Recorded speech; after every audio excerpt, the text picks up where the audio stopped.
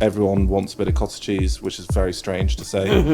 To get listings initially was quite easy. I think in order to, charge a more premium price point, it's all just about like trying to... From Trip, when they were doing the can, they were so fixated on the feeling of the can. We must have had in the office 60, 70 iterations of printed cans. We're not in everywhere, but we're in the places that matter. They're seeing that yellow backstop everywhere. They're thinking that like you're much bigger than you are. And then you start to open up conversations with buyers and that opens up doors to retail. What's the downside of that? I was suddenly walking around the factory one day and I spotted some cans over in the corner. They'd just copied exactly Dash. But luckily it didn't do very well because it's all about the brand. You kind of want it to be someone's happy to take it around to their friends as like a gift. Go to a barbecue with it. You're not going to go around with I don't want to name any brands, but like... Give her a glass of wine. Okay, sick, good to rock and roll. Yeah. I think what I would love to start with is, we'll start with you, mate, Toby, when, we launched what, All Things Butter, or now All Things? All Things. All 3 years ago? Everything. Yeah. What was the last thing you've radically changed your mind on since that launch, since we did our podcast pre-launch? Are we starting now? Yeah, we're rolling. Oh, bro. we're rolling. You want to hold that up as well a bit? Yes. What has it radically changed? I mean, going into cottage cheese has obviously been a fundamental change of the business. I think for us, we launched initially as All Things Butter, but trademarked All Things with the idea that we were going to go into cross-category. But I think that for us, we thought that cross-category would probably be mid to end of this year. Mm-hmm. But there's so many kind of macro factors within dairy that we were completely naive to at the start of launching the business, that we didn't realise we're going to kind of have an impact on growth. So things like shortage of cream, and particularly organic cream, which has been a complete nightmare in the UK, that has kind of forced our hand a little bit to look at different categories. And to make cottage cheese, you have to use milk, not cream, and it's a lot easier to get milk than cream. So now, 3 months into launching cottage cheese, it's like 70% of the business. So it's been like an insane change in the last. Well, we spoke, what, about 2.5 years ago? Yeah. So yeah, pretty radical. So, because that's still in dairy. Yeah, still in dairy. Because Yeah. that's the interesting thing is because I know you, mate. You went into what was it? Those big. Because I always feel like there's this paradox. Some people on the podcast say focus on one thing, do one thing well, like David Milner says. Other people, like Douglas from Tony Chocolonely, is like spread your bets, try lots of things because you don't know. You might have that. You might have your cottage cheese moment where it's like you thought. I remember you saying to me before you thought it was a shit idea. Yeah, so you tried it and it's absolutely fucking flying. I know you, Jack. You, mate. You went into the bigger bottles, like, and your whole thing's focused. Like, discuss. I just think it's an interesting conversation to have, focus versus trying lots of placing your bets on small things. Yeah. No, well, I think the sort of Just a little bit up there, mate. the size of the business is obviously really important. So if you think that you've got like a product that can take you to a certain level of growth or revenue, then I think you should really focus on that. But if you don't think that you can sort of grow beyond where you need to go, that's where potentially you need to look elsewhere. So your Tony's Chocolonely's going from like 200 million to 600 million, and that's probably where they need to diversify their range. But I bet from 0 to 50, they were very focused on their one thing. Yeah. And what was the product that you launched that kind of this unfocused? Yeah. Well, we launched a mixer like 4 years ago. I don't know if you remember it, but we thought it would be quite simple. It was just in a smaller can, and we made some really interesting different mixer flavors. But what we quickly found out is coming sort of 15th in the mixer category, even though it was sort of selling relatively well, was taking away the focus from the whole team. So from an ops, sales, brand marketing perspective. So lose focus from the main thing and sort of muddied the water, so to speak. Yeah. So that was a big learning for us. And luckily we cut that pretty quickly, despite it doing okay in the market.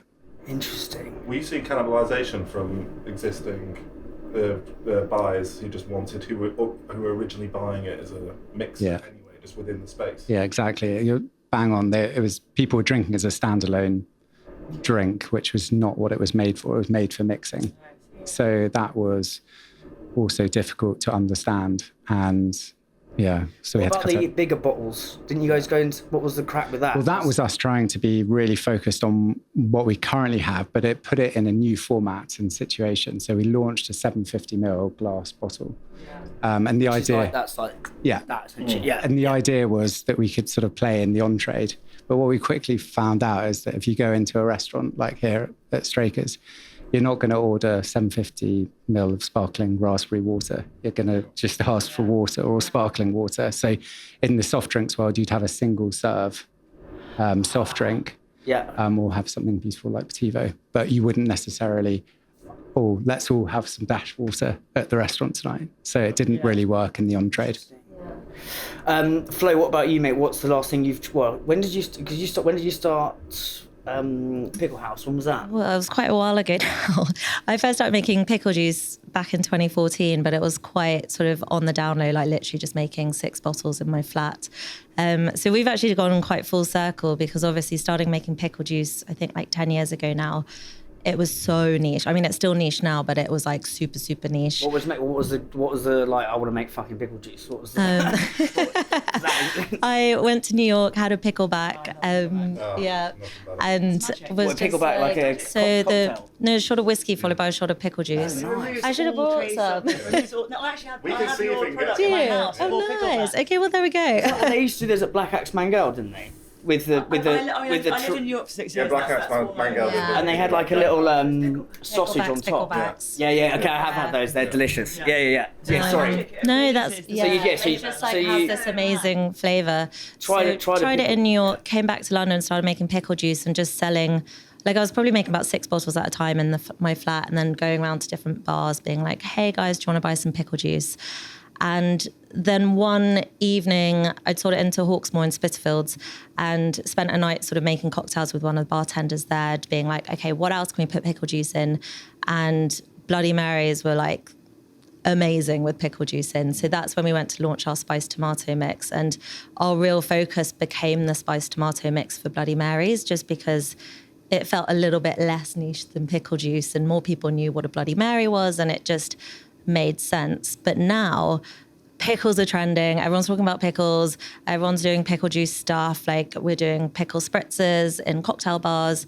But then there's also this whole health and wellness trend about pickle juice. So although I started making it for cocktails and picklebacks, we've now just launched a pickle juice shot for health and wellness. We've just launched them into third space gyms because they help stop muscle cramps. So we've done this like weird full circle thing, but also gone into a totally different category that I have no idea what we're doing, but we're going to figure it out. I was always brought up being told that pickle juice was a hangover cure. Yeah, so it really is. In Europe, that's a big thing, is that well, in Eastern Europe, they love having like pickles, and then they'll just drink it with like a side of vodka or something, and then just drink the juice afterwards. In the morning to have Anytime. It doesn't matter. I need a lot of that. Oh, like instead of popcorn, I'll have just a jar of pickles. Oh my gosh. Wait, we need to like hang out and eat pickles. I need a discount code. Let's do an office swap, it's fine. No, that's sick. And then what's the thing you've changed your mind on since making pickle juice in your flat? Well, I think it is that sort of focus thing. I've always wanted to make, I have a list of all the new products I want to launch.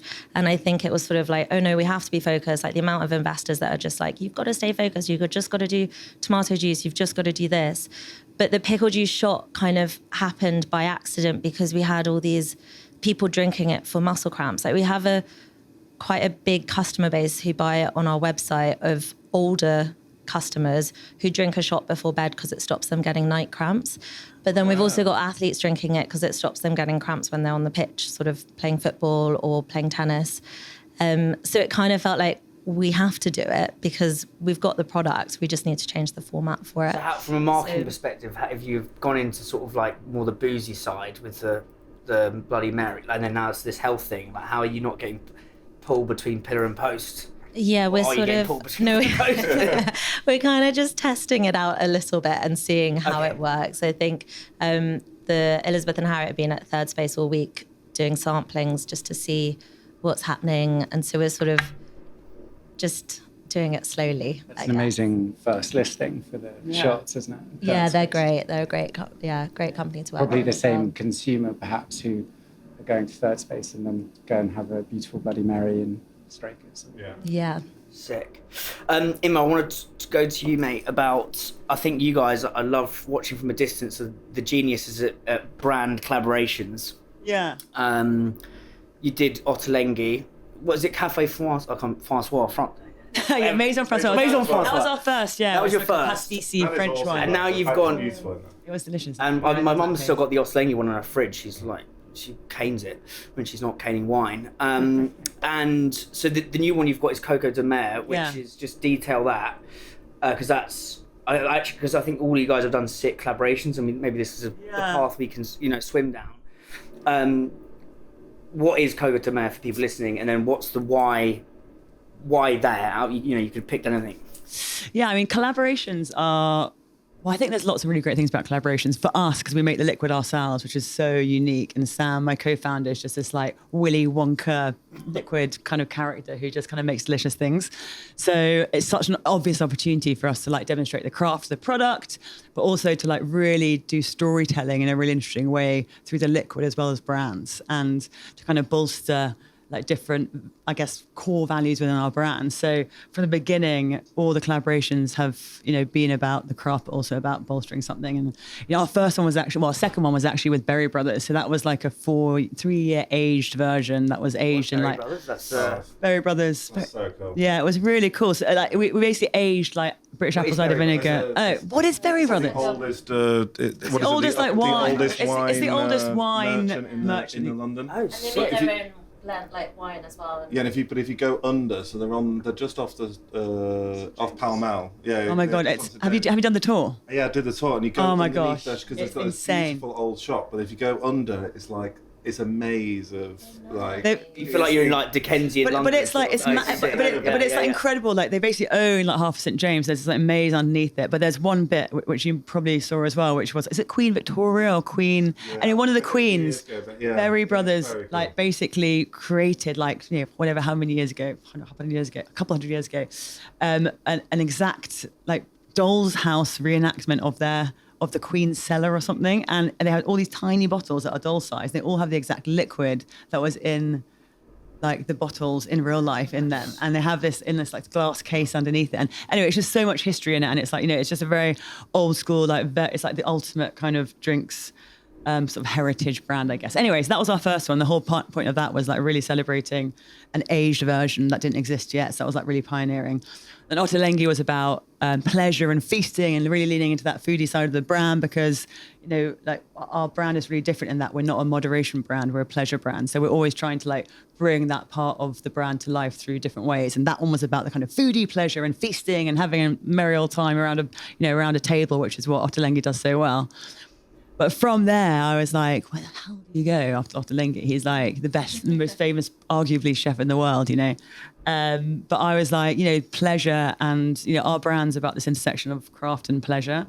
And I really wanted to do something a little bit disruptive. And I think there's something super interesting happening in the mashing together of fashion and food and drink. We talked about it earlier. I think everyone here has probably done something in that space. And I think, Ben and Jerry's did the Nike trainers, and your high mashed and like ice cream. There's so much stuff going on. And I just think it's a really cool space. So it's a sort of luxury pleasure brand, which is also sort of, very high end, like lingerie and sort of saucy toys. Anyway, and so it was just a real opportunity to do something a bit unexpected and lean into that pleasure side of the brand. And, we actually, even though it feels unexpected, have a lot in common. It's British, it's artisanal, it's pleasure rooted. So actually, even though it seems unexpected, they kind of really make sense together. And it was just a bit of fun, to be honest. Like, it's good to have a bit of fun. How do you go and literally go about getting one of these? Is it a message on...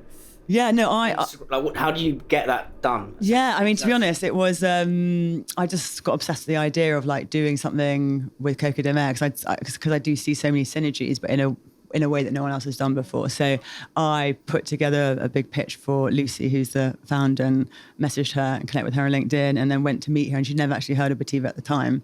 Wow. I'd put together like a very thought through like storytelling deck, and I got it designed and pitched it to her and did a tasting. And I'd obviously had Ottolenghi under our belt already, which like helps open like doors. And she was just really up for it. And it turns out it's their 25th year anniversary. So she was actually looking for like interesting things to do. So it was just a timing thing. And then sort of, coming forward with like everything prepared and like the story and the synergies. And I'd put loads of thought into exactly like what it would look like and why it was the a story really good piece. idea. What was the storytelling angle? Like, what was the story you're telling her? Well, exactly kind of what I was saying. I was like, there's loads of stuff happening that's really interesting in food and fashion. Like, Right. here are some examples. Like, we did Ottolenghi. We want to move into a slightly disruptive space and like do something unexpected. You're British. You're about craftsmanship. You're about pleasure. So are we. So this feels like a interesting and unexpected like partnership, which can like just create some buzz. And and it's not a moneymaker. This one's actually very much like a sort of brand builder and kind of PR piece, and actually also like, probably a stepping stone as well later to do something else, like even beyond the boundaries of what we can do now. Because I think every time we do a collaboration, I want to push the boundary a bit more so you can go more into culture and move more into interesting spaces. Sick. Yeah, because it was Andrew from Dirty was saying that they think about not how their brand stands out in a supermarket. They're like, how does our brand fit in at like a fashion show, or like instead of being the Selfridges food hall, being the Selfridges clothes fashion hall essentially. I mean, we did that with our cans. Like I think when you're designing like bottles v cans, for us, like my brief for the cans was like, I want this to be like an art piece. I want it to be something like super Instagrammable that like people like want to have like on their shelf, not hidden away in their fridge. And so I think that is a really big part of it, is thinking about, if someone's holding something as a can, that's a piece of self-expression, right? That's not just a product you're consuming. It's like a badge. And so that's a very different approach to maybe a bottle behind a bar, etc. And you've thought a lot about it. You guys have got gorgeous. Didn't you do the Australian fashion show or something? What took me through that? That was what? Well, I think we've always tried to sort of find our sort of thing in culture that we could sort of ride with. So we did quite a lot in fashion over the years. And so when we launched into Australia, we did, sponsored the Melbourne Fashion Show, which comes with loads of different things, and it's great for content and getting influencers down there, bringing buyers. So that worked really well. There isn't something like that in the UK. It's like this beautiful sort of open air ticketed event, 40,000 people, but it's like really sophisticated. Whereas London Fashion Week is quite exclusive. Right. Whereas this has got sort of open to the public, but it's done in a really curated way. So it felt like a natural fit. And the big thing for us was getting the buyers down there on the catwalk, and they loved it, because that's what I found to be so important for these things, is actually capturing the imagination of those key decision makers of who's going to allow you that next stage of growth. Within like the London ones, and so because I feel like I have seen Dash within kind of Victoria Beckham's hands. Is it more of a gifting? Is it more of like a It's more of like a gifting? Well, we used to do a sponsorship play. Yeah, maybe I'm downplaying what we used to hustle hard. So we would try and like get into sort of all the sort of the VIP parties and message people on Instagram, and you just send stock to influencers and parties afterwards. So you were sort of associated with it without having something sort of official. Yeah. But Victoria Beckham picked up a Dash in Whole Foods High Street, Kensington, and her PA. Yeah. I thought I saw it on the Victoria Beckham. It was on the Beckham program. Yeah, no, multiple times. No, sorry. She she apparently still drinks like 6 raspberry dashes a day. She's like completely obsessed. When we first found out that she was drinking it, it was because her PA was mates with someone who worked at Dash.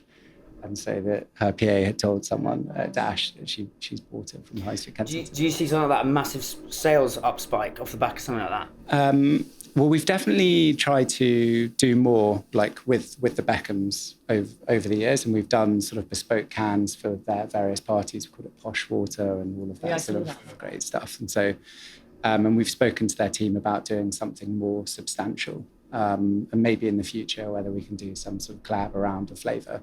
But she's been great for us. But you don't necessarily see a sort of spike straight away, but it's a great thing, I think, for the brand that she's been sort of spotted drinking it. And it's something that we can talk about in packs with the bars and all that sort of good stuff. It's nice. That's your pitch deck sorted. How do you think about? Because I know we were talking about like New York opening straights over there. Like about, I think all you guys have said like infiltrating culture, or riding with culture, shaping culture. Like how do you think about that across both the restaurants and all things? Yeah, I mean, just a little bit hold up as well. Yeah, it's the restaurants are really fundamental to the products that we do. Like everything we do, it kind of revolves around food and Tom, as in business partner Tom, and so for instance, we won't create a product that we don't use in the restaurants.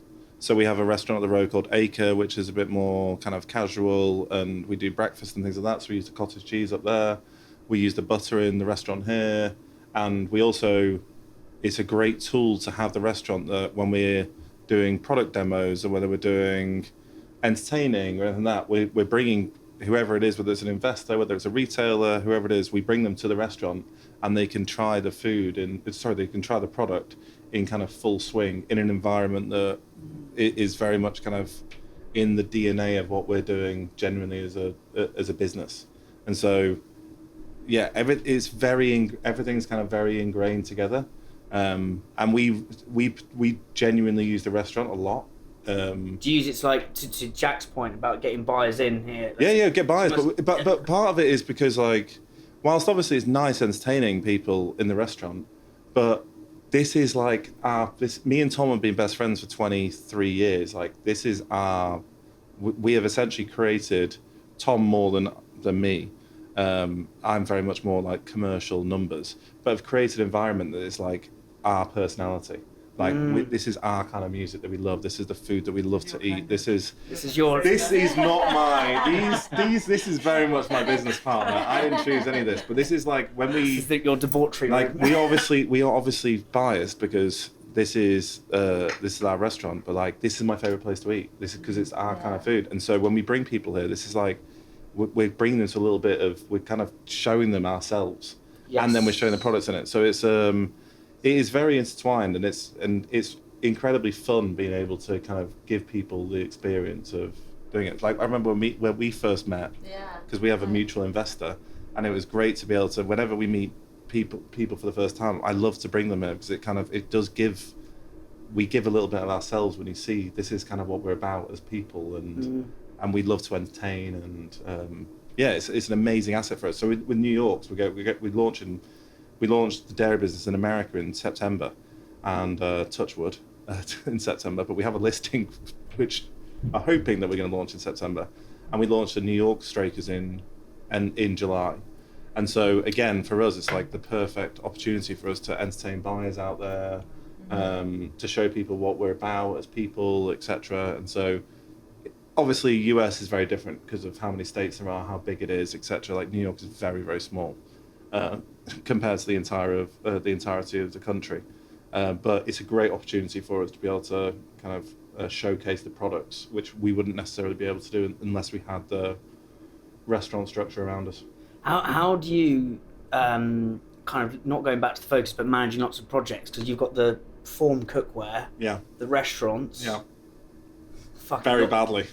Yeah, but how? Because I'm like, part of me is like I should focus, and the other part of me is like just try loads of different shit and see what happens. Yeah, I mean, one of the things. Because what's on your to do? What's on your plate? Well, I think having like, I know this is like the cliche thing, but like having incredibly strong team around you in each different part. So the restaurants essentially run themselves because we've got a really strong management structure, and each restaurant will have like a general manager who's essentially running the P&L of the restaurant, and so you're only really involved when it comes to a high level, like from a HR perspective, or whether it's like a big decision that we have to make on, I don't know, whether expansion or whether it's we need to close for a period of time or whatever it is. Like that is really the decision. I have like one meeting a week and that's pretty much it. Right. With the other projects, we currently, we have an olive oil business that we recently launched, but we use so much olive oil in the restaurants. And so we're like, well, we got approached from some amazing Italian family who have an incredible olive grove in Puglia, and they were like, we want to launch an olive oil. And we were like, well, we go through X amount of litres anyway. And so we can essentially take half the batch just from the restaurants, but let's just sell some D2C because we've got the infrastructure already set up for D2C because we sell merch and things like that. And then let's just see how it goes. And when I essentially have a bit of time to move away from all things to like work on other projects, and that's just like grown nicely and slowly, then I can do that. The same with like the cookware. Tom is making videos every week of, I don't know what it is, like I'd say on average 15 to 20 million views a week he's getting on his videos. Well, he's using someone else's knives. So we're like, okay, well, why are we using someone else's knives when we can make our own knives? And so we partnered with an amazing knife maker, and we just, again, they're just like small batches. So none of them... Are they like joint ventures then, kind of thing? Yeah, well then, the olive oil is yes. The knives, we have a knife maker who we work with, and we have one other person in the team. But they are very much like, they're really fun projects. And I was talking, someone asked me the other day, was asking what my hobbies are. And like my hobbies are like doing those side projects. Like that is, I enjoy it so much doing it. I love the ideation of building things. And so I guess that's kind of like you guys doing a collaboration with a new thing. Yeah, exactly. And so we're gonna do a product soon within the dairy business in about 6 months' time, which is gonna mean that we need olive oil. And so we're gonna collaborate the brands where we're gonna use the olive oil that we use for it. And then and from a content perspective, it's so seamless because like if we're making kind of, I don't know, a video around like a cooking video, quite often the cooking video we're using a knife or we're using some butter or some olive oil or some cottage cheese, and so they're not competing against each other because they're all in different spheres. But I would say that like personally, like 85% of my focus of like long hours is on all things. Because it is like we have a team of 14 people, we've got a long list of investors, we are in a really strong growth phase, and so the other stuff is more like passion projects. But I hope to be in a position in a year's time of where I can put a bit more effort, personal time into those where I am at the moment. It's just interesting how the whole thing joins up. Yeah. Because from the outside, I'm thinking, Jesus, there's all these different brands. But actually, it's like the olive oil, you're going through it with the restaurant. Yeah, like, yeah, you're going to do another. Buy it, Yeah, it just makes so much sense. Yeah. I want to talk about hiring and Flo. I know you've just hired is it CEO? No, managing director. Oh. Yeah, it's been very exciting. Talk to me about that process. What why was that? Why now? Well, it's our first sort of senior hire. I think last year we grew quite a lot, and I kind of felt a bit overwhelmed. I guess it's always just been me and then our team, and it just felt like it got to a point where it was really obvious the things that I'm not good at / I don't love doing, and it felt very needed for us to hire someone to kind of come in and kind of help support me in the things that I'm not so good at, which has been really fun and really amazing because, I love a spreadsheet when someone else makes it, and I love looking at it and I'm like, oh wow, I love this. This is so great, but I don't like making them. I feel like maybe we're the opposite. You like spreadsheet? It's only good when it's green. When it's all green, it looks great, but that's rare. So we used a recruiter, which was first time also doing that. Normally I've just been hiring through LinkedIn and kind of hiring people off their vibe and saying like, oh, you seem like a fun person to work with. I reckon you'll be good in sales, pushing pickle juice. But this was really quite different, and it was about finding someone who could really kind of level up a bit. And also last year we launched into Waitrose, which we've mainly been selling into premium bars, restaurants and hotels. Like hospitality has been like 90% of our business the whole time. So getting into Waitrose was one of my dreams. But then we launched and I was like, I have no idea what I'm doing. This is so different. It's so, it's all to do with data. It's not about just going for a drink with the bartender. It's about sort of like promotions, and it's just so different. So I really wanted to find someone with experience in that, and hiring Tom has been amazing, but he's only been with us for 3 weeks, but already it's been great. That's interesting, the hospitality and retail grocery crossover, because Imran, I think you've been quite intentional about that from the jump. Yeah. Like what's the good, bad and ugly of kind of trying to do both of those things? I mean, I think with our category, because it's a non-alcoholic drink, I think at the time anyway, I think you had to come in through on trade and premium on trade, because there was so such little trust in the category. And at the time when we launched, 3.5 years ago, I think it was still very much in its infancy. There's a lot of products that weren't great out there. And I think the people in general, just like, there wasn't much credibility basically around non-alc. So for me, it was really, really important to go in via like the really big like prestige restaurants, actually places like Straker's or like top 100, the Michelin stars, because these are the kinds of people that would only list you if actually it was delicious. And so that was like a really intentional thing, because actually knocking on doors was very hard to convince people that actually this was a different product from the other stuff they tried before. And so that the on-trade was like a really, really big part of that proof point. And then once we had, St. John's and the River Cafe and Maison Francois and all those kind of places, then other restaurants would be like, oh, okay, well, if they're listing it, then obviously it's probably delicious. And so they kind of went out from there. And then basically with, there's so many, like, being in drinks is so expensive. And for us, being in the on-trade and in those, when I think we're in 45 of the top 100 now and 41 Michelin stars, which is separate, it's not just about like volume and things. It's actually where I think our premiumness is built in terms of like brand equity, because we're not in everywhere, but we're in the places that matter, and people see that little yellow wax top and they notice it. And then even buyers who are all going to like the cool places basically will be like, oh my God, Petit's everywhere. But actually they're just going to the top like 50 restaurants. But because they're seeing that yellow wax top everywhere, they're thinking that like you're much bigger than you are, and then you start to open up conversations with buyers, and that opens up doors to retail. So it's all kind of connected. I think I remember you writing somewhere that it's a blessing and a curse, that almost halo effect, that people think you're bigger than you are. Like, what's the downside of that? Well, no, I think it is. Well, I think sometimes like when you go into retail sort of thing. Well, no, I think it wasn't so much a downside. I think there's more risk to it. So when we went into Waitrose, for example, they put us in straight away into like 260 stores, and I was like, just like, we're actually like really small, and I don't know how many people actually know about us out there in the actual real world, but obviously we feel like you're everywhere when you're going to like the best places and you're quite cool.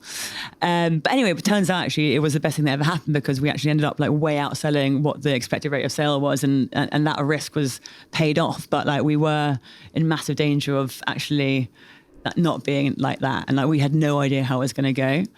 But actually the other kind of reason why the trade is so important for us is like 20% of our customers discover us in the on-trade. And initially prestige and those top 100 restaurants were like absolutely core to proof points. And now like my strategy has always been to go outwards in terms of concentric circles. So the first bit was about brand building and prestige, and then you get those data points, and then you manage to convince the casual dining groups that you have a great rate of sale, and so then they take you on, and then you get like the bills, or we're now in Coat, and we're the top known low serve and bills, and that we can then use that data to go to the next concentric circle. So you basically just have to start in the middle and then move outwards, because you need data. And when you're a small brand, you don't have data. So you have to do it the slow way. And you have to start in the core and then move outwards. You can't just suddenly, go to the big dogs with the volume. You have to start prestige and end with volume. That's like, as you move from early adopters across, because your marketing's changed. I think everything we talked about this, but like it started like with wonky fruit, and that was almost like your diehard fans. And as you've moved across, it's what is it? Have your drink and eat it, or something. Have your cake and I fucked that up. But you completely fucked that up. But finding a drink to feel good about, and then the one that was recently. Like, how's your marketing had to change? That old bad boy. How's your marketing had to change as you've gone across that adoption curve? Yeah. And what's been hard about that, I suppose? Yeah, I think at the beginning, we thought that the wonky fruit angle was perhaps going to carry us through, growth. But actually, the reason why someone comes and picks up a soft drink is because it tastes great and looks good and makes you feel something. So that sort of ethical angle of the wonky fruit was great initially to capture the imaginations of some buyers, and obviously still is. But the reason why, Dash is continuing to do well is, the fact that we're dialing up taste more than ever. So that's the campaign last year, which was drink that has it all and have your cake and drink it, which was on the tube. I love that one. Yeah, it's so good. I love that one. And that was all about taste, and like taste phenomenal. And we did this piece of research, and we'd previously been talking about health quite a lot, like the fact that it doesn't have any sugar or sweetener, but actually the number one reason why people were drinking Dash is because it tastes great. So that's where we focused all of our energy in terms of sort of marketing perspective. What was the research? Because it's like some people say do loads of research, some people say go with your gut. Yeah. It's almost this conflicting wisdom, right? Yes. There's no right way. No. What were you asking specifically on the research and how that informed the decisions? Well, what you're looking for is just like little nuggets like that, which can help you like massively just focus on one specific thing. But it was a wider piece of research. We brought in a new marketing director called James, and the first thing that he did was did that big piece of strategy work, which then found out that taste was the number one reason why people were drinking Dash. So that was going out to, several thousand people and understanding why they were picking up Dash and what they liked about it. How many iterations are you? How often are you iterating on? I'll take the wine, mate. Does anyone else want some wine? No, how often are you doing those like iterations of flavour to keep it absolutely making the flavour better? Yeah, making the flavour better. Is it? Yeah. I feel like every time I try Dash, it's more delicious. That's good to hear. We've just finished a project called. Slightly more, mate. That's quite. I was not fucking around. That's perfect. God. He wants you to tell. Yeah. What's some more secrets about? I want to get back into Coco de Mer. What really happened at the party? Honestly, what happened at the launch party last night? Tell me more. But yeah, we've just finished a project called Project Oomph, which is trying to make the flavours hit harder, basically. So what was the project called? Project Oomph. Oh, sick. Yeah. But that's about trying, just rather than focusing or spending more money on media, or why not spend that money on making the product better? Yeah. Because I think that's a lot of what a lot of brands do, is that you get a little bit complacent about your product because you might be better than your competitors, but that doesn't mean you can't improve it by 10% to make more people like it. And that's something that I've learned. So it's like making your product, your packaging much better. That's what Mark Palmer does at Course and Press. He says COGS, investing in cost of goods, is marketing. Yes. Like actually that, because most people think about, it's the big campaign, it's the big blah, blah, blah, blah, blah. Yeah. It's actually boil it down to the basics. I think that he's so clever on that. Yeah. And he was ex-court. From that insight that we had around taste, we then changed all of our outer packaging. So previously we didn't have any fruit on it, but now we've just done a refresh on all of our outer packaging, and that's made quite a significant change in our rate of sale, actually, because we've now got the fruit there and people have tasted. If you do then those consistent iterations of improving flavour, do you ever? Of course. Do you ever? When is the point of where you call out it? Yeah. Because I'd say that just purely because we do similar with flavoured butter, but nowhere near on the volume scale. But we've never called out, it's a new variation or a new and improved or anything. Because that would make an effect, because it's quite a nice sort of stamp to have on it, isn't it? And so if it's on a shelf in Sainsbury's, new and improved, it might drive more. But then you've got to change your packaging. Then you've got to deal with all of the, what you might get back from customers. So ultimately, what you're trying to do is get people to come back more, isn't it? So to buy it. So that's the thing that you should be focused on, rather than necessarily calling it out. But if it tastes completely different, then I think you should. Yeah. But if it's just an enhancement on what you've already got, you just let it be as a evolution. I think so. Yeah. Yeah. Is that have you done anything to your? We've made some tweaks to try and make the flavour a bit. Put some more salt in it. Or salty, or whatever it is. But we've never called it out. But I wouldn't say there's ever been a material change of where there's like you would have to call it out. Yeah. And we've just saw it almost like an evolution rather than being like new and because I've seen that so much in more, I would say, more traditional brands perhaps, of who've done like a iteration of I it. think it's weird. It it's creates like more questions than yeah, it's like answers. makes Like, it why? before it was, I like it was it. shit Yeah. before. Yeah. Like that's You just what do it. makes me think. Yeah. But presumably you guys are always iterating, and the same with the Pickle House, because you sort of make it yourselves. And We your are. I think that it's actually a big focus. We're just building a new production unit. So Pivo is so unique in that I think we're one of the only, and definitely when we started, the only brand that was making liquid ourselves. And so we have like Lannick Farm, etc. And we're pushing through to a new production site, which is much bigger to scale us. But also we're changing our technique as well to go like a bit more like techy. So we're now like moving more to like beer equipment versus before it was like big ICPs. ICPs, is that right? I always say it wrong. ACP. Anyway, Sam's the production guy. Yeah. But anyway, so now it's with this new tech that we've got, or this new equipment in production, we're going to be able to control so much more the different flavors and pull out and make it so much even more consistent. Because before, it's a craft product and we do only deal with real ingredients. There's no flavorings or essences. But now we're able to have like pressurized tanks, and we're able to like control the heat, and it's going to be a much more consistent product. And it's also going to allow us to remove things like, at the moment there's still like vinegar smell in the product, which once it's diluted with orange, obviously you can't do it, but it's still the biggest pain point for customers. Do you get a lot of ag from that from people? Yeah, it's one of these. Well, it's one of those products where like 8 out of 10 people like when they love it, and then 2 out of 2 people don't get it, and it's just always going to be that way. And I kind of love that because it creates talkability around like the pub table, and often it's because people are mixing it wrong as well. But also, if you love sweet drinks, you're just not going to like something that's like bitter sweet, and it's just like.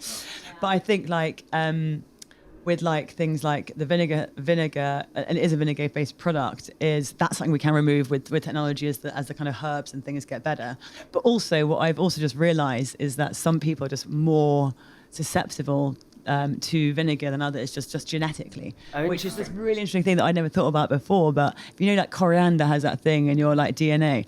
So if you basically look into it, these things called like super sensors or something, and basically they're like super sensitive to anything to do with vinegar, and so it's about 20% of people have that in their DNA, which is super interesting exactly. So if you look at our like Waitrose reviews, it's like 1 stars 20%, and then 5 stars 80, and there's no 2, 3, or 4, not 1. Yeah. And it's just this like very like kind of very passionate response to it, and I personally love that as a brand builder, and that's what makes people become like advocates and evangelists, but also creates the occasional like. It's so interesting because we have exactly the same thing. Yeah, I guess we're a vinegar-based product as well. Pickle, I bet it's the same thing. But we find like we've got our pickle people, and there are people that try it and they're like, oh my gosh, I love pickles, and then everyone just tells us all of their like deepest, darkest secrets about drinking pickle juice and how they eat pickles and like. Well, they're at the cocaine but do you also get, because like when we do get a 1-star review, which it's not like, oh, it wasn't very nice, it was like. It's like, it's they're literally, passionate. It's like, I could clean my toilet with this or whatever. And you're like, whoa. Like, okay, I get you. Like, oh my gosh, we need to sit down and talk about this because we have exactly the same. And I think it is, I honestly think it is like a genetic, like a DNA, like, people just cannot handle certain tastes. And I've done the scientific like studying into it, and I'm like, this is so weird. Like, But it's the same with Spice and Bloody Marys. Like some people love them, some people hate them, and especially with Spice, like if we're at a like Taste of London, people will come and have a Bloody Mary, and some people are there and they'll like cough away because they're like, oh my gosh, it's so spicy, I can't do this, oh my gosh. And then someone's there like trying to add extra Tabasco in, and you're like, it's impossible to find like a happy medium. I don't know why we've chosen such complicated products. Can you do the Marmite effect and like ramp up the negative? Was that something you thought about, or you just I fuck thought it about off? that, but to be honest, like it's such a minimal part of it. Like that, like I think if it was at 50-50, I think it would, but it is still just a very small vocal minority. And to be honest, we have way more people like hand carrying for their wedding in Tuscany Bativo because they can't drink anything else, or like like that noise is so much larger than this kind of very, very small. Yeah, and it's nice to focus on the community that really love it rather than worry about the ones that don't too much. Yeah, I don't ever want to be the kind of product that is like, yeah, it's all right. I want people to be like, yes, advice, I don't get it. That's just what I think is interesting. Yeah. And also like I also don't really believe that that's not a good thing. Like if I think about like Campari, or I think about like Fernet Branca, or whatever. Those are those kind of products. Like no one's like, people either get Campari or they don't get Campari, and that is like the biggest brands in the world. Totally. So it's not something that should be shied away from. It's I think it's a massive advantage. Go on, mate. No, it's clever. I was just thinking of the pickle house because you have that base layer, which is great because actually then you can do what you like with it, and everyone likes their Bloody Mary different, don't you? Yeah, totally. Would people always mix on top of your base mix? Not really. It depends, especially in like bars and restaurants. So like one of our big things is allowing the bars and restaurants to have that consistency of serve. My biggest hatred is like going to a pub one weekend and having a really good Bloody Mary and then going back and there's a guy who's on his university holidays like making Bloody Mary with like tomato juice and a bit of Worcester sauce. Yeah. And so it kind of just allows any place to make a really good Bloody Mary. And we do get some places like, you know, really lovely bars that want to add their own touch to it because they're known for their cocktails, so they'll use us as a base. But then there are places like Coat and Gaucho and we're just about to launch into Young's pubs as well. They'll just use that as their like Bloody Mary mix, and it just means that they get the same Bloody Mary across all of their pubs. It is also great in the morning. I've drank your product just in the morning. Yeah, as a Virgin Mary, it's great. Yeah. And it's for me, it's just it hits the spot. I've not drank a load of vodka. Also, all you boys should drink loads of tomato juice because it's good for stopping prostate cancer. So get on it now. And that's not a marketing thing we're going to do. I want to talk about mistakes because I think like the deeper the wounds, the deeper the wisdom. Like everyone's going to make mistakes, and I think there's some really interesting lessons in that. Toby, mate, what have been the big mistakes you've made to get to here? I mean, if I take the dairy business at the moment, I'd say for us, because we had kind of, I mean, Tom would hate me calling him talent, but talent associated with us, but someone who had kind of like, who had a large following, who we were kind of perfectly timed with things like Skims and 818 tequila, like the Kardashian brands, and Feastables had just happened really with Mr. Beast and a few others. So to get listings, we were really, really fortunate to get listings. Actually, initially was quite easy, right? Which is very different, I know, from every other, from 95% of other people's view on that. But for us, we essentially just said yes to everything, and we thought that'd be a great idea. And there wasn't actually kind of enough thought to it of do we think that we need to build this community more and find a single retailer who are going to really get behind us, and we can put all of our effort behind it. And also really thinking about the demographic that our product is kind of serving. Do we think we're going to sell whilst we're not like in the French, this is when we just did butter, we're not in like the French butter sphere of cost. So that's like £3.50 to £4 a block. We're more like at the £3 mark. Do we think that is going to work in kind of the more lower end supermarkets? And I think for us, we just got overexcited and we're like, XYZ wants to launch us, and so we just basically said yes to everything, and we launched, and actually like we lost a listing pretty quickly of one of the lower end supermarkets, and it impacted us generally as a business because from a revenue perspective, it impacted us, but from a confidence perspective, like our rate of sale was like 5 times less at that supermarket as say like Sainsbury's, who we knew was like bang on for us as an audience. And so I think like thinking like being a bit more well thought out from that point of view. But I was similar to you. It's like although I'd worked at lots of consumer brands, I was predominantly in the D2C space rather than the retail space. And so I was coming from it quite naively rather than knowing kind of what I know now. And so I would definitely take, if I could do it again, I would have taken my time a lot more, would have really put a load of effort, similar to like you with like the Waitrose deal. I would have, say, got the Sainsbury's deal and put all effort from everyone within the business to make sure that our OTIF is 100%, our marketing efforts are absolutely bang on. on time in full. It's like a operational percentage of like whether you're delivering in full at the right time. So like, right, okay, so you're not shorting anyone.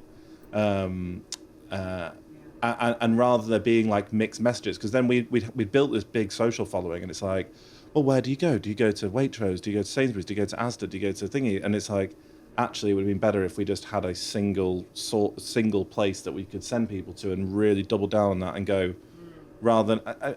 I think there's like, whilst I don't think there was a it was that we weren't I don't think we thought we were being greedy, but I think that if I look back, we probably were being greedy, and without realizing it. Yeah. And we just got a bit overexcited, and so now we are, like for instance with cottage cheese, because it is cottage cheese. Everyone wants a bit of cottage cheese, which is very strange to say. But we've been a lot more thoughtful with like so yeah, how have you done it this second time round? Well, with staggered approaches. So we've not launched everyone at the same time. We've really been like every single launch we've done. We've kind of like had a proper in-depth plan of how we're going to engage community, how we're going to get certain videos for certain retailers. We're looking at the right demographic for the right retailers. So, for instance, a Waitrose customer would be better with certain kind of influencers who we'll work with versus say a Tesco one or a Sainsbury's one or anything like that. So we have a lot more of a bespoke approach to each launch now, and we don't launch everything at the same time. And so we've had to like, you have to have difficult conversations about it. Like we've had more difficult conversations, whilst in a positive, it's great because people want to launch cottage cheese, but we have also had to like say, look, it has to be in 3 months, it has to be in September, it has to be next year, which is a nice problem to have. But it's just being a lot more patient and a lot more thoughtful and looking long term rather than like, there's nothing worse than, I know that OTIF sounds like the most boring terminology in the world, but like that's not retailers like you guys will probably know, it's like they are on, if your OTIF levels are really poor, like you will get a black mark against you, and if it gets to a position of where it is just consistent, like there is opportunity for you to get delisted. And so rushing these things is, whilst it's nice from a vanity metric of having revenues sooner rather than later, but I think longer term it's not that great. You said difficult conversations. I think that's just an interesting thread to pull on, because in business you've got to have a lot of difficult conversations. What's the art of, maybe Im, if you want to take this, the you don't have to give specifics about the most difficult conversation you've had, but like I'm fucking awful at having difficult conversations. I just avoid them. Yeah. Like, what's the art of having difficult conversations? I'm terrible at having difficult conversations. I like, that's why I brought in actually Alex, is our new commercial director, or head of commercial, because he's like spreadsheet, like he's like the numbers guy, so he could be like just take out the emotion and be like quite clinical about it.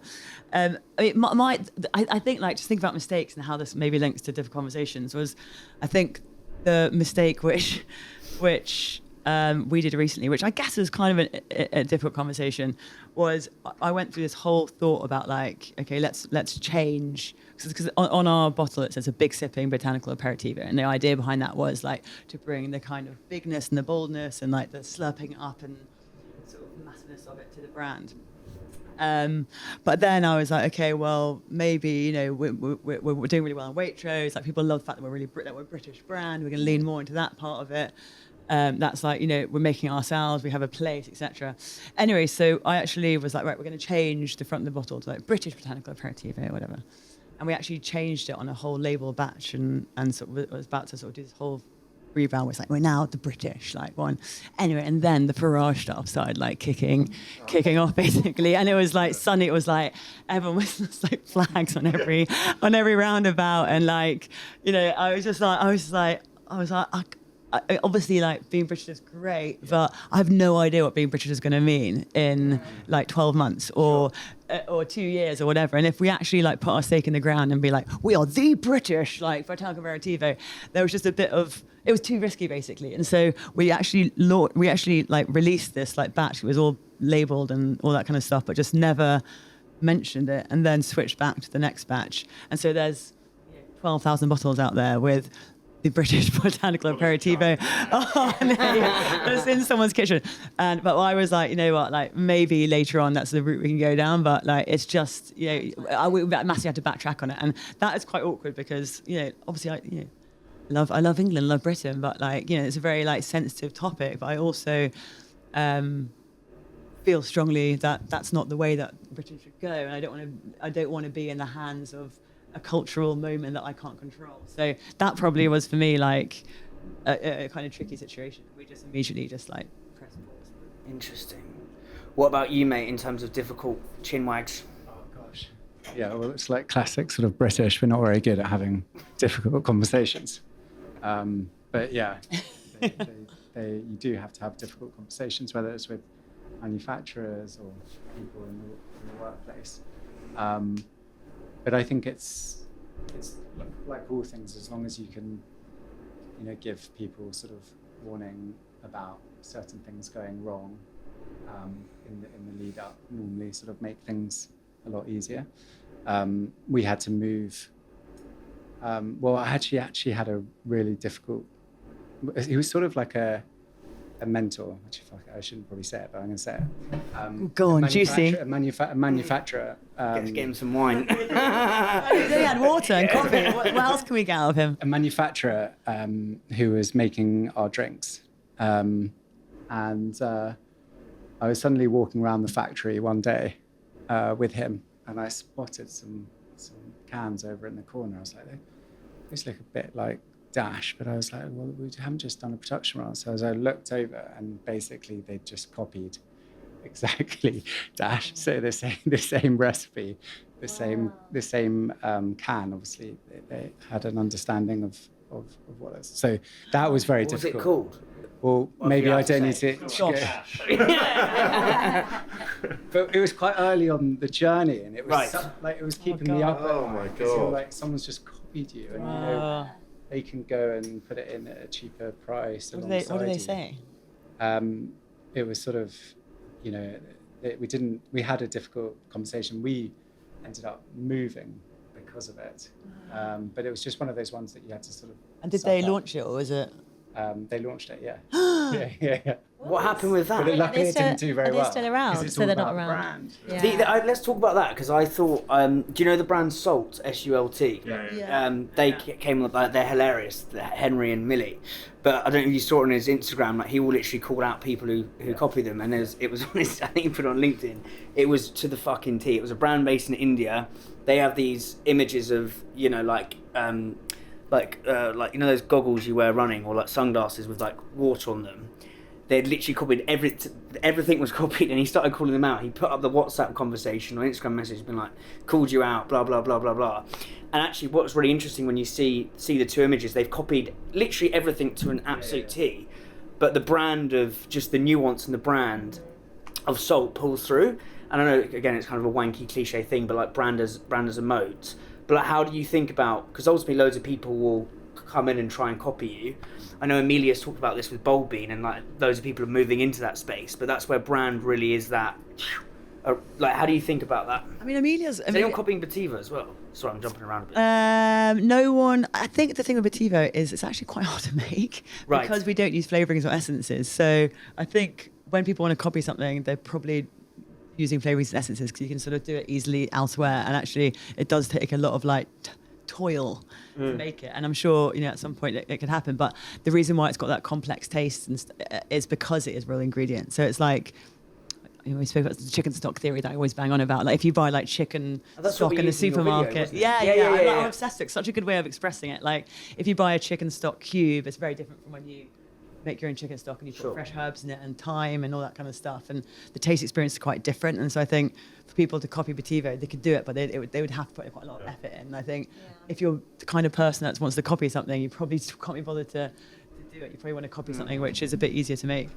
But with Amelia, like what I love about her example, I was talking to her about it because she had that where she went to a supermarket and then they went to her source and sort of launched it at some point under their brand. And actually what happened was that it just didn't do anywhere near as well as the Bold Beans brand, even though it was the same product, because actually at the end of the day, brand is a huge part of the consumer experience and why people buy things, and it shouldn't be underestimated. And I think, I think our cans, on Ocado in the last 12 weeks outsold all 5 of the M&S non-alc can brands in one SKU, because there is the power of brands, and I think you just have to keep continuing to invest in your brand, because people can always copy you, but actually at the end of the day, what you pick on the supermarket shelf is really an emotional decision. What are the best things you think you keep investing in that brand piece? I know collaborations and other. Well, for me, it's particularly in the non-alcoholic space, because you're not getting pissed. The experience needs to be invested in so much more, from the packaging, the way it arrives, how you undo the wax, to the ritual around making the drink, because actually you come out of an experience feeling like it's really satisfying, it's a really special and amazing experience, because of all the details. And I think with alcohol you don't necessarily need that, because you basically get pissed and it's delicious. Yeah. But I think in order to charge a more premium price point, what you have to tap into as a non-alcoholic drink is the whole experience, from being in the supermarket and seeing a beautiful package, and the characters and the details, and every detail when I created the brand was built around creating a really special moment. So the wax is undoing it and making it, and then the ritual with the orange is taking a pause, and the packaging when it's D2C comes in a yellow box with our characters everywhere, and you get a pair of free yellow socks in your third order as a surprise. It's all just about trying to create something really experiential versus just a product experience. And I think it's much more important in a product where you don't get pissed, basically. Because the value, it has to be more than that. And that Dash does that's so well as well. How do you think about that, mate? Yeah, because actually we're a really, maybe it's more all things. We're quite a simple product, so it's actually simple product. Yeah, I mean it's not like Steve or the Pickle House where. Yeah, but it feels very premium. Yeah. The way that your cans are designed and set up and. Yeah, well, I think design's a big part, and how it looks and how it makes you feel. So to get that right, we knew that we had to get that right. So we, spoke to 12 different agencies and made sure that we were connecting with the people who really understood our story. We had the name, we had the story of the wonky fruits, we had the product, we had the can, and then what they did, which I just thought was amazing, is the dash marks, which makes it something that you want to put in your fridge and give it to your friends on the weekend and open up your fridge. Whereas the soft drinks norm is more functional. So the amazing thing about Dash is that people are very happy to have it at their Tuscan wedding on the side as you come out of the church, but also in the Tesco meal deal. And I think that's very, unique in soft drinks, because you're not going to have a Fanta outside waiting for people coming out of the church. So I think that's a really important part, is that desirability of the design. Perry said, I'm not going to do a rebrand. Wasn't that? Because I think you're the only brand that hasn't changed since the beginning. Yeah. No, well, Big Fish are amazing, and hope to work with Perry at some point. But I think it's really interesting you're saying it now, because actually we have been going for 9 years and we haven't really changed the design. So there comes a point where perhaps looking at a slight refresh might be something interesting to do. I think for you with cans, what I always find really interesting is how the texture and how that can completely change the experience. And when Trip came out, and obviously just the fact that it was so smooth and calm feeling. That was expensive. But they sleeved every can. They don't sleeve any cans anymore. Oh, they not? Yeah, but it's interesting how that tiny design thing. It's still got that texture, right? It has got that. It has still got a smoothie. Jack will know more about. I mean, when I was at Trip, it's sleeving the cans gave a matte texture. Yeah. And it felt but it is so expensive to sleeve, because you essentially have to do it at a separate site. from you can it, and then you have to send it to a separate site to sleeve it. Yeah. It does make such a big difference because there are some labels that have that kind of sandpaper feel to them, and I just pick them up and it makes me feel a bit gross. There's a thing, and it's called psychophysics. That's an actual thing about feel. Do you guys have the kind of papery one like us? Because I feel like your cans I spent it's the same one as us. I maybe. spent ages trying to find the paper and Is it the same as went Pimento as to well? Is it the same? I'm not sure. Because I think we looked at yours and theirs. When we were doing ours. What's her name messaged me and was like, which paper do you guys use? Yeah. We had it in the office. We're like, it's so premium and crafty feeling. It's so nice. It's good, but then sometimes when it gets wet, it's not ideal. Right. Okay. Yeah. Oh, God, needs to But get yeah, I remember Dan and Olivia from Trip when they were doing the cans, is that they were so fixated on the feeling of the can, and I think that we must have had in the office over a 12-month period 60, 70 iterations of printed cans to try and recreate the feeling of a printed can versus the sleeved can. And even though we knew there was a margin opportunity there, but there was a fixation from Dan and Liv and James and the team there. Colour's really hard on aluminium. Yeah, and so they It's finally... yours direct on the can. Yeah. What, as in to get the texture? The colour, with the colour. Yeah, the right colour, but also the right colour with a nice feel at the same time. And they finally got to a point of where I think it was the peach and ginger was the first one, which they were like, okay, we're happy with that one now after like 50, 60 iterations. And Rachel, who's the head of product, that was like, thank the Lord, that one's done. And then it was the next one, But I, now being in the world of building my own brand and understanding like how much of an important touch point that is, particularly with it's like I fully understand that fixation. It really came from Liv. Liv was like absolutely fixated on the fact that we are not getting that margin improvement yet until I am really happy with the colour and the feeling of it. And it was the right. Now I think back on it, it was the right move because they were still in the world that everyone was still talking about the texture of the can and things like that. Sorry, get going. Well, no, I was going to say that it's just such a like. I just love it when the product and like the liquid like ties to the packaging and it tells one story. And I think like that obsession with like how it's supposed to make you feel and like as a liquid, it's sort of calm, etc. And how that translates into how you feel when you touch it. It's just a really smart concept. Also, there's that thing of like, if you're on a supermarket shelf, it has to look and feel beautiful. And then it's about the taste because it's like, obviously we want it to taste amazing so someone goes back to have it. But how is someone going to pick it off the shelf first? It has to have that feeling of, oh, that looks nice, I want to try that. And again, going back to what you were saying, Jack, it's like you kind of want it to be someone's happy to take around to their friends as like a gift or, go to a barbecue with it. Whereas you're not going to go around with a, I don't want to name any brands, but like... Give her a glass of wine. Let's get... No, but I think like that's like on shelf is where 95% of people will see you only ever, and I think that's like the kind of thing that no one talks about enough. Is like, yes, you can do social media or whatever, but at the end of the day, like that's where most people are going to see you. And for us, that's our biggest challenge because I'm trying to create a new category in a way, like it's not a non-alcoholic or a version of something else. And my biggest challenge is I have no idea how to describe to people what Petivo is if you come in cold on a shelf. Like even the flavour profile, because it's not like, it's at the moment we've got like herbal, bittersweet, citrus on it, but I don't even know if that's the right words. So I'm like, that doesn't really sum it up, but there's no actual words to describe it. And it's our biggest challenge and I still haven't cracked it. So I think like, if anyone has any suggestions. That's quite good. Do you? Yeah. Well, I can't think of anything better, but I'm like, but it doesn't really say what it is. You know, it's not like butter or like, pickled, juice or tomato. It's like, it still is this kind of like, might taste like this, might not, sort of thing, and that's quite tricky. That problem, just even figuring out where pickle juice would sit on a shelf because we have that thing of, where do you sit in the supermarket? Well, we don't have pickle juice in the supermarket, so at the moment it's just tomato juice. So that we're in ambient juices and in the mixer section, so where you'd find like tonic waters and things.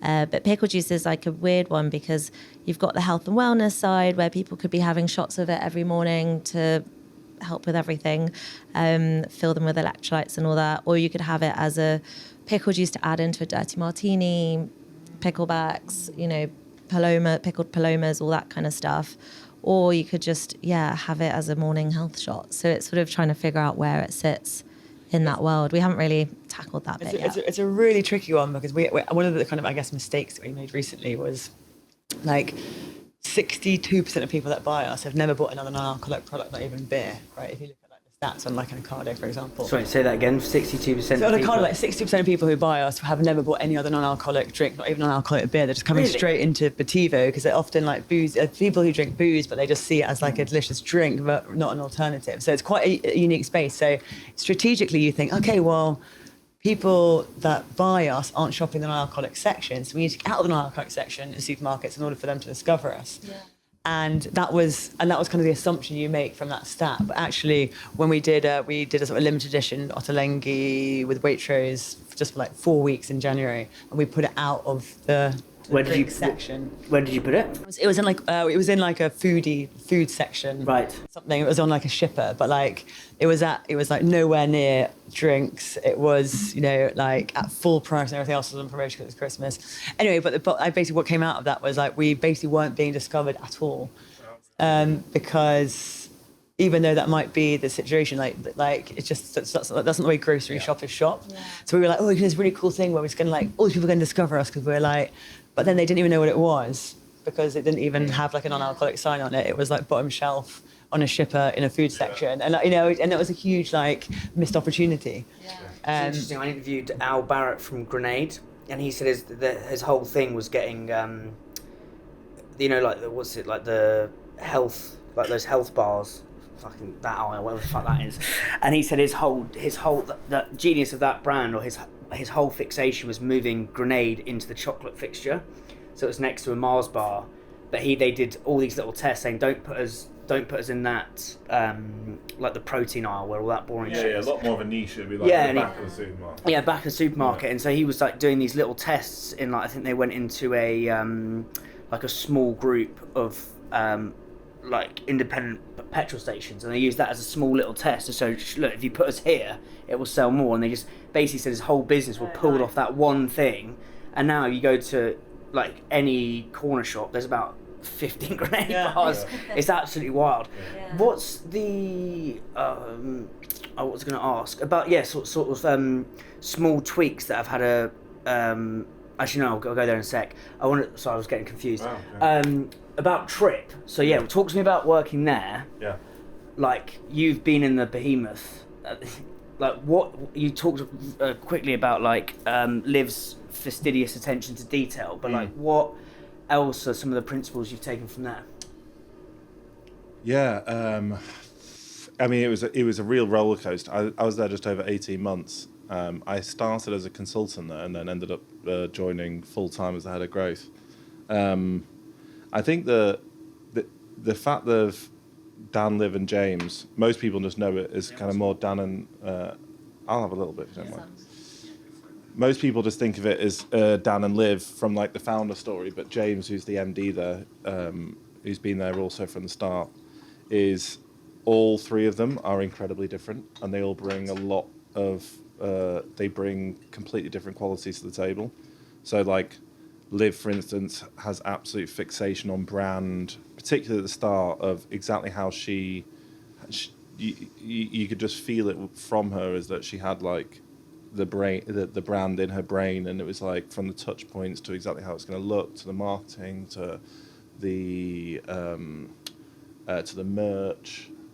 Every part of it was kind of, from as an employee, felt that it was like was dreamt up from her, and she was a real stickler for detail when it came to that, which I feel I am quite similar to that when it comes to the All Things brand now. There's like the illustration of the cow, or the illustration of how we wanted to do it. I had this kind of view of when we were going up and down the aisles of like, I took a lot of inspiration from like the craft beer movement, and like thought about the dairy category when I was going up and down dairy was probably 20 years ago, quite similar to the beer aisle, whereas essentially it was just Carling, Carlsberg, Boddingtons. Yeah. Nothing had changed for 20 or so years. There was no craft beer, there was no non-alc, there was no nothing. It was just basically just like, it was almost like subconscious. You go down and you just follow the colours. Like Carlsberg, you go the green. Carling, you go the black and white. Yellow, you go the Boddingtons, and it's like from a subconscious perspective. And then craft beer came in and just like completely went bonkers when it came to branding. And so like I definitely learned a huge amount from that. Dan is like incredibly commercial, from like investor relations, from looking at bigger picture when it comes to kind of building the brand. And then James is like incredibly attention to detail when it comes to like running of the day-to-day of the business, and like has like very well versed across like each part of the business, is like very involved in whether it's sales, ops, marketing, etc. And so I think just generally as three co-founders, although Dan and Liv are like kind of the core co-founders, I think that they really respected each other's ability of which lane they stayed in. And I think from that, of allowing each person to like run within that space was like something that I took a huge amount of inspiration from. But when it comes to like, I actually wasn't there when they've done and when they've recently pivoted, because one of, as everyone will be aware, one of the biggest issues was always that it's CBD. And so I ran their D2C business, and it was a complete nightmare to be able to. Sorry about that. Yeah, actually, let's reiterate that because. Sorry, I was like, is it not CBD? What? Trip's not CBD anymore. No, so it is CBD. But they did a big pivot where. So again, let me get the context. So CBD is really difficult to market online because of regulation. And so, like, for instance, Facebook, we used to come to problems all the time of where Facebook would block our ad account because we were talking about CBD, et cetera, et cetera. It was just a complete and utter nightmare. So we did our best to get around anything that we could, and we weren't selling at like crazy high doses, et cetera, et cetera. And as I was leaving, which is about 2.5 years ago or so, they were pivoting to doing a kind of a more nootropic, magnesium, wellness, mindful based drink. And I think that their pivot has been unbelievable. Like, because I think it's been seamless in their approach of like, now when I go to the supermarkets where they used to only be the core CBD range, I'm now seeing more of the mindful range than I am seeing the CBD range. And their flavors are knockout, they taste great. And so whilst I wasn't there, I think that one of that pivot for them as a move for the future of the business, not knowing where that regulation of CBD was going to go, I think it was executed outstandingly. And we didn't realise that. Their head of, I've got to say though, their head of product is outstanding. She's a lady called Rachel. I met her when I did the podcast with Liv, actually. Yeah, she is knockout, and along with the senior team there, like Rachel brought in brought Leon to the supermarket shelves. That was like her role before that. So she was the head of product for Leon, which I think knocked it out part with some of their supermarket range. And so yeah, I think that pivot was, I think for the longevity of the business was really, really cool, and I think the execution of it has been knockout. There's answer, I think, to your initial question. Yeah, but it's more free flowing conversation. It's because I have their their sleep thing. And the sleep drops. Right, the sleep drops. It's like the magnesium mixed sleep thing. Yeah. I'm literally out like Is it like pills?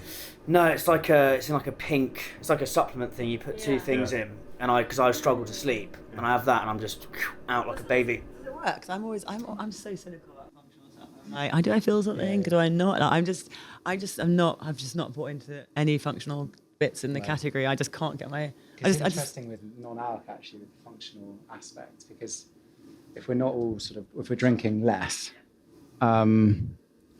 having something in it that does something to you is quite interesting. Have you ever thought about adding something that does make you like caffeine or? Yeah, you know what? Like, I actually was thinking about this quite recently, because I was thinking about like we look at where everything is going in the category and where the growth is. Particularly if you go to the US, there's a lot around like THC or like CBD, etc. So I wouldn't say never in the future, but I think my problem is I just don't buy it myself, like as a marketeer. And I think like just because I'm a marketeer and I know how much nonsense from working in marketing for the last like 22 years that I was like working for beauty brands. I was working, for all kinds of people who were just basically going out, holding focus groups to like find out what women's insecurities were, to then claim things around So that sad. they would fix them. And I was like, sadly in that, because I was working for an agency. And so I'm so tuned to just like functional promises and things just not being something that I believe in. Well, do you think? Why do you think it's a bit like vacuous? Why do you think it's like? Why is it a load of bollocks, basically? Well, I just say that I've never tried something where I've drunk it and I felt like woo, like less really? alcohol. Yeah. And I guess like maybe my tolerance is higher, but I need to feel it. I need to believe in it, and I can never sell something or be part of something that I don't really believe is actually really good and actually does what it says. And I mean, I did when I was in the agency world because I was just trying to pay the bills. But now as my own product, like I really fucking love Petivo. I drink it every day. And that's why I approached Andy as co-founder, because I was just like, I drink water or booze, and now I'm drinking this thing called Petivo, and I'm like, why am I drinking it? I'm the least likely person to drink it. So I just really, really think it's delicious. And so suddenly, like sneaking in something, because it is something that would market it and sell it more, I just don't know if I'm the kind of person that could do it, unless something was invented that really did. Keeping you up, because I get when you're not drinking, you get tired. So if there's some way of like.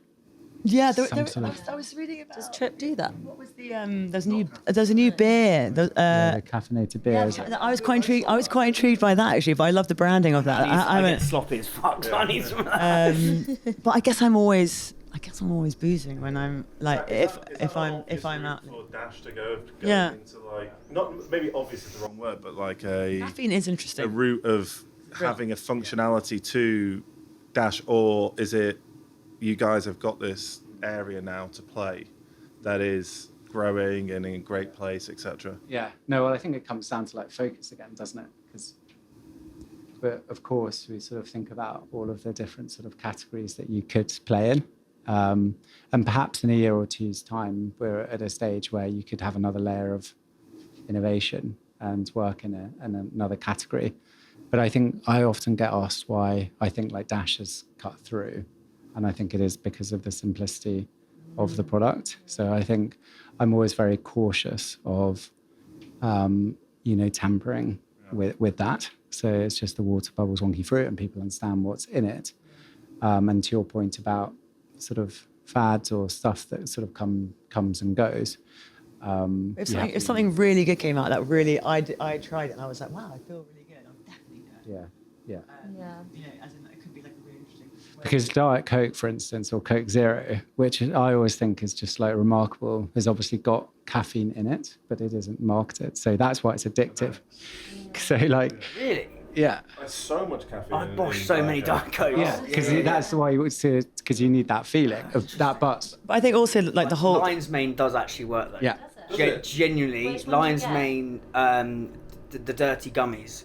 He's They saying genuinely. that. He had them on the podcast. They got a few I genuinely, Rich, our whole team is addicted to dirty. I think it does work, but like, what quantities do you have to have for it to work? 'Cause I guess I mean, that's my I thing. double drop, so I'm just like. But that's why I'm saying, like, if I was to put it into a drink, I think the expense of having the quantity you need to make it really Yeah. feel something. I'm like, how? Like, I don't know how. Well, it's like when you go to shows and they're doing the CBD gummies, you're like, wait, is this actually going to work? And they're like covered in sugar, and you're like, is this just a sweet that kind of tastes a bit CBD-esque? I'm the same. I'm like, does that actually work? Is that doing anything? I mean, what's really interesting, which I haven't actually tried yet, but is the THC drinks in the US. Like, Yeah, it's no, I haven't mental. tried any. But like, I was chatting to yesterday. Wait, so what is it? Gets you stoned? Well, it's the biggest like growth trajectory in like I guess non-alc in the US is actually THC drinks because it's not regulated there. And what I find so mental about it is that every single THC drink has got different strengths and quantities, and so you have no idea what level you're drinking. And so you can be like driving, or like going out, and like one could be really weak, one could be strong. Like it's just a can, and it's not regulated yet. And you actually like can go to they have like someone's saying they have like THC tonic. Yeah. And like one of the guys I was talking to yesterday, who's actually like a bartender, was saying that he had like one and he was absolutely fucked. Yeah. And I was like, geez, that is actually quite like that's quite scary because I wouldn't be able to. I think the other model on that cross category though, which is what Harry's have done, is rather than going into Harry's is the razors. That's you used to work for them, right? Yeah, back in the day. Yeah. And one of the models they did, rather than kind of spin out Harry's for women or Harry's in different, like they did shampoo and things like that, but that's about it. They just have a incubator hub internally within it, and they just spin out brands. And so they have, and it's like white label kind of. Yeah, but they, for instance, they do a deodorant that's like, what's the AKT deodorant is the one. Is that theirs? No, but they do an equivalent of that in the okay. US. It's called Loom. I think they either built that or they bought it in very early days. But they also have Flamingo, which is a female grooming range. They randomly have a cat food business called Cat Person. They have like, they have a little incubator team where they just, and they'll have it like by the team from Harry's, and they utilize all the functionality within the company of where you've got D2C specialists, you've got branding specialists, you've got all the retail contacts or everything. Then you don't have the leakage of the brand. Yeah. And that's what, I'd be so terrified of. Protect. Yeah. Sort of, like When you say saying, leakage of brand... Well, because like what I was saying about the simplicity of the brand. Yeah. Does it dilute what you've done? Dilute what it is. Yeah. It's like soda water, like our mixer and that. Are there examples of brands where you feel like they've just diversified too much and it's just lost?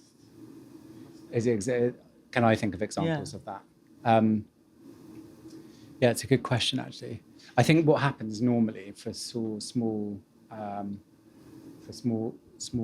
brands is you get given opportunities by retailers because they're like, oh, why don't you go and create a pineapple juice with your wonky fruit?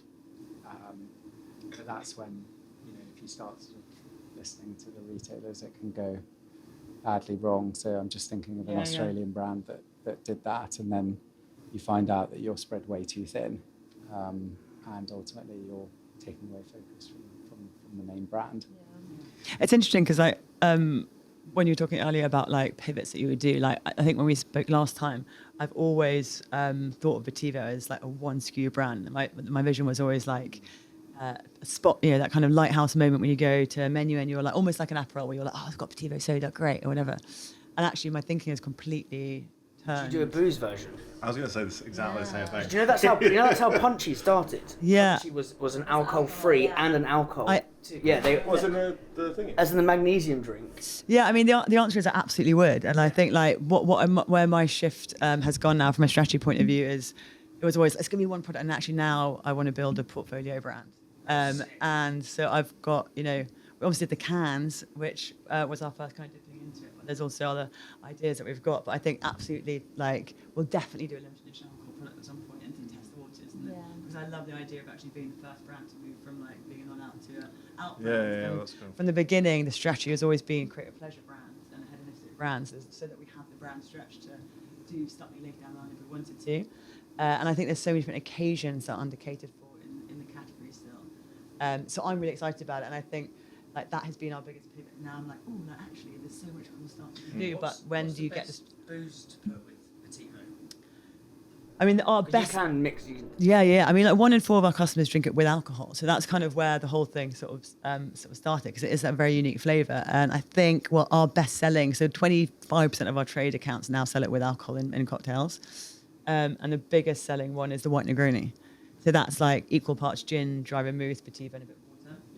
Because you need to have a bit of water because Vetivo is so strong, and it is so banging. It's like so sessionable. As like I'm going to go and have one my girls. Well, I'll have one with you. Yeah. We'll sit outside the restaurant. It's so every time we get restaurants try it, they're like, we're putting on straight away, because it's like Negroni is often a bit polarizing, but it's like more sessionable and delicious. Okay, well. And then I drink it with Vetivo soda and mezcal. Mezcal is like, for me, that's another big opportunity, because mezcal has no good mixes to go with it, because you can't Also, put it with sweet things. drink.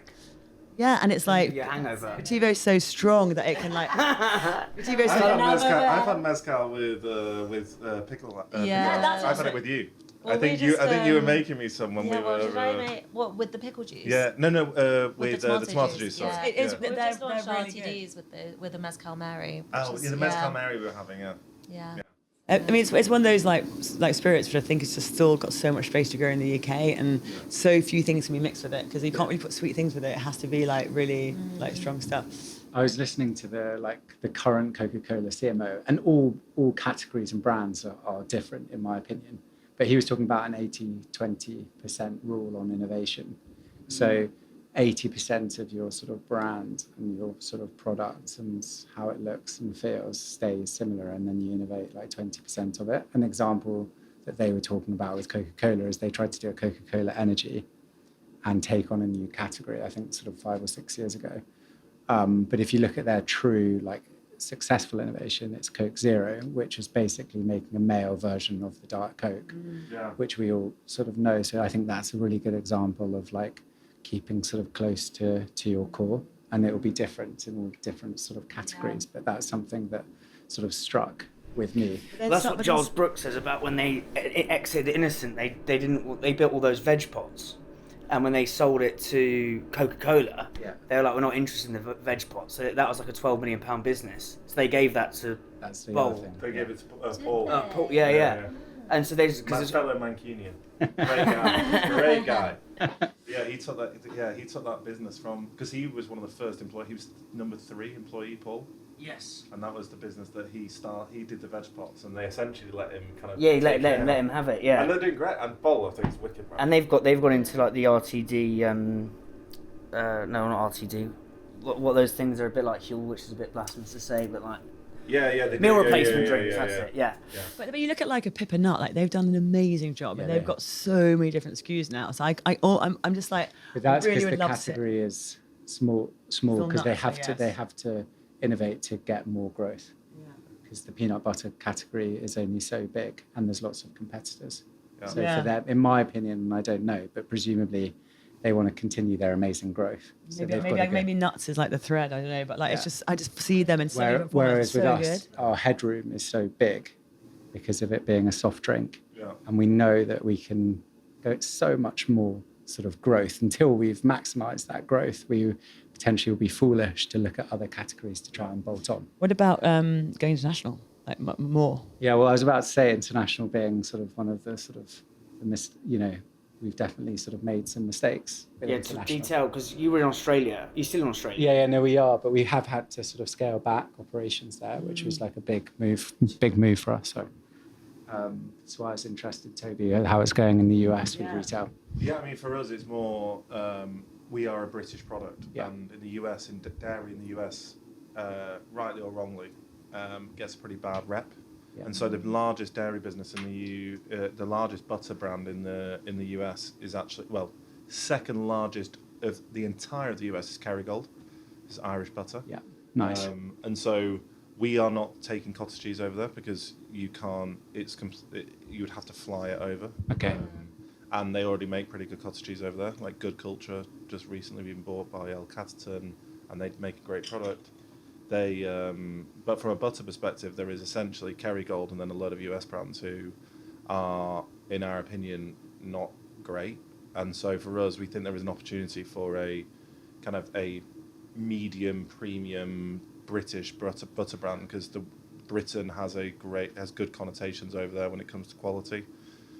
So we have a big national retailer we're going to go out in September, but it's going to be relatively light lift from our side, of where we essentially pack it up in 25 kilo blocks, freeze it, ship it out, cut it, wrap it, and then it just goes straight into a single distribution center. Okay. So although it's not like, it's still, I'm making it sound significantly more simple than it is, and but it's more of like a softly approach, rather than like, we're not going full hog team out there.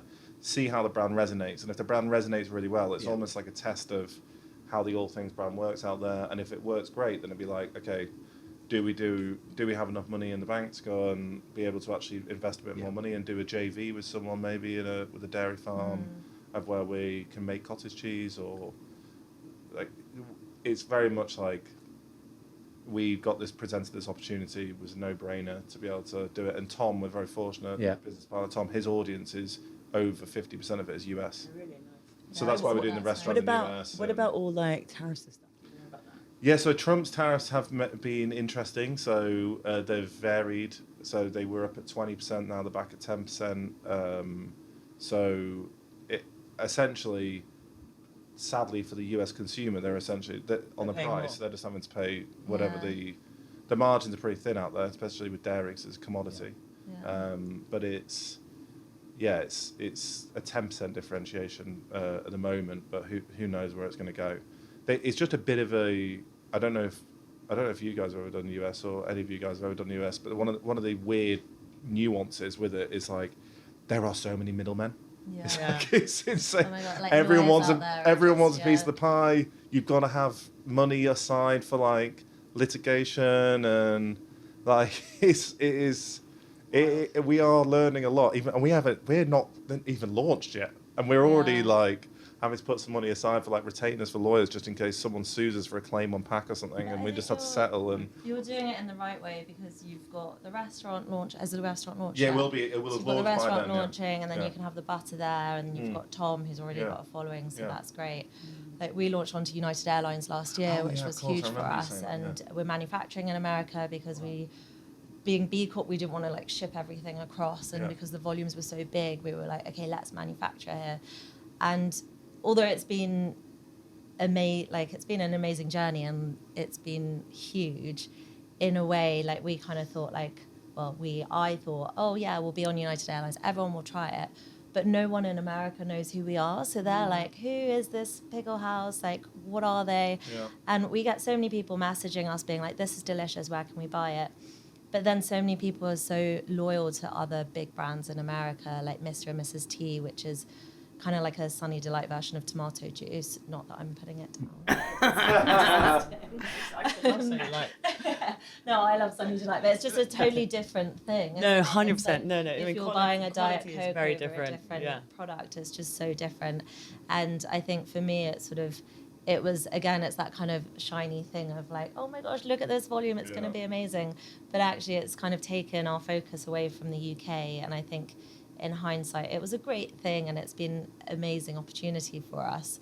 But actually, we don't have the manpower to focus on launching into America at the moment. Yeah. So it's like, it is great being on board, but also we can't do what we want in America. So I think having that sort of focal point of having Tom, you've also got the restaurant, that will just help bring the brand together really well. Yeah. I always think being a founder is a bit like, that scene in like Zoolander when he's like walking down like the fashion walk and they're like, don't be distracted by the beautiful celebrities. And he's like, ugh. It's a bit like you're getting these opportunities. You're like, no, don't look over there. Like, don't look over there. And Jack's like, you have to. Pineapple juice. Yeah. And you have to be like, no, just keep behind the prize. Just keep going. Don't look to the side. What's the hardest thing you've had to say no to? Or the hardest celebrity you have to not look at on the catwalk? I mean, I wish I'd had to say no to more stuff. I feel like I'm always the one approaching people to like do stuff. We're not like big enough yet to have things come to us. I mean, we said Ocado asked us to launch like 6 months before we launched with them. That was probably the first one. And that was probably quite similar to what you were saying, in that I was really conscious that I wanted to launch very strategically and like really focus on one at a time. So we launched in Waitrose in the January, and I just was such a small team and I didn't have anyone supporting on that side of things. I had no idea about anything to do with grossing, so I'm a marketing gal. So I was learning all on the job. So I did like delay that for 6 months until we had like done Waitrose and launched it properly. That was probably quite hard, but to be honest, we're too small and new to get approached by loads of cool stuff. Yet I have to normally do the begging. So. We're going to get kicked out in a sec because the restaurant's opening upstairs. But Jack, just quickly, I would love to get. So you said you've had to cut back on international. Like, what's your? Well, we've international is a really important part of our strategy. Yeah. So talk to me about. It's Switzerland, France, Ireland are working really well for us. So we have 4 core markets outside of the UK. We're in 12 markets overall.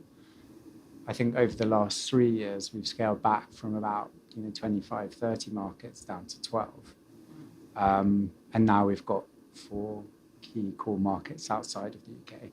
And ultimately, what you're trying to do is show that your brand can scale in them and can travel, because that's amazing for future potential of investors. If your brand can suddenly work in the US, and you have so much room to grow because the UK is only a certain size. So it's a really important part of our strategy. The problem that we've found is the brand doesn't necessarily, the rate of sale off the bat isn't as sort of strong as perhaps it is in the UK because of all of the brand building that we've done. But there might be brands like amazing butter brands or all things that, because it's butter and the packaging's amazing. I always say a good example is Tony's. Tony's, you put it anywhere in the world and it will just sell. Yeah.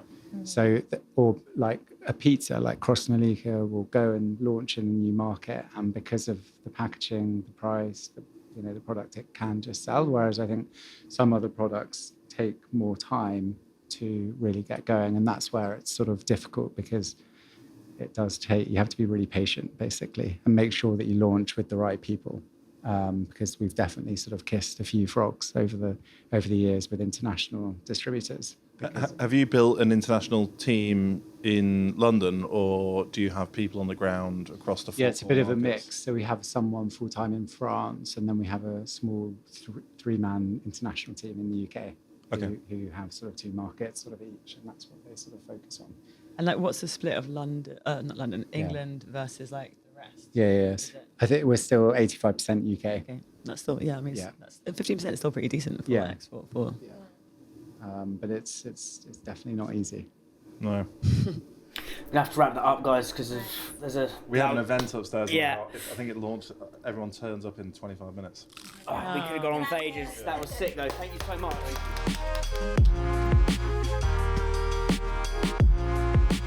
Hey guys, thank you so much for watching this video. Hope you were loving the episode. I'd appreciate a really small yet significant favor, por favor. Please may you click the subscribe button, get in the comments, tell me what you think about the episode, tell me what you think we did on the show. It may not seem much, but it really helps us grow and helps us get bigger guests. Thank you so much.